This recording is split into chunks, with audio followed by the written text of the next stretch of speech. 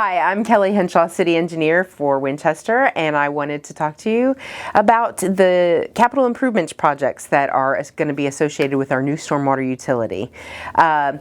So we scoped out all of the projects that we've had issues with, that city maintenance crews have faced continuing maintenance issues with, that we've had reports from citizens with. We took data from the last 10 years basically and compiled those. We scoped out all those projects. We came up with a list of 75 projects across the city. And in order to kind of rank those to figure out which ones should be more important on the list, we looked at a number of criteria. So the first criteria that we looked at was how many properties would be affected if we did this project. And we looked at whether it's a flooding issue or a drainage issue, or if we're going to capture flow in a pipe versus a ditch, how is that going to affect the property? So we counted the properties that were affected. How much damages would be reduced if we did this project? So if there would be a large improvement in the amount of damage that would be caused if we didn't do the project, that project got a higher score. We looked at risk reduction, and it's not just flood risk or risk of damage. We also looked at things like pedestrian safety. If we have a project where there currently aren't any sidewalks, but there's roadside ditches. If we were to do that project and put in a storm drain system, curb, gutter, and sidewalk, that obviously improves the safety risks by giving pedestrians a place to walk. So we took those into account as well. We looked at the maintenance requirements.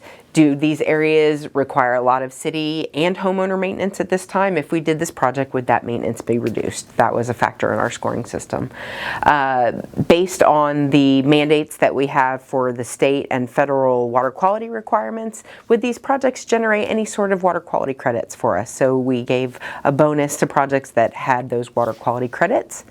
And then would there be any additional city amenities that would be created? So sidewalks, walking trails, beautification of ponds or streams, those sort of things. We had a factor in our ranking system for that. So once we ranked all 75 projects based on those ranking criteria, we put the numbers together and we sorted them by ranking from highest to lowest, where the highest ranked projects would be the most needed in the opinion of city staff. We then also looked at the cost for those projects, and we divided the ranking number by $100,000 of cost. And when we did that, we kind of flipped the list on its end and gave us projects that we like to say are a good bang for the buck. Basically, smaller projects, a lot of those we can design using our in-house staff. We may even be able to construct them using city staff. And so the cost to construct them is lower, but the impact is big. And so looking at both of those ranking lists, we then took the top 20 projects and put them in our stormwater capital improvements plan for the next 5 years. And we hope to start all of those projects and complete a lot of them within the next 5 years.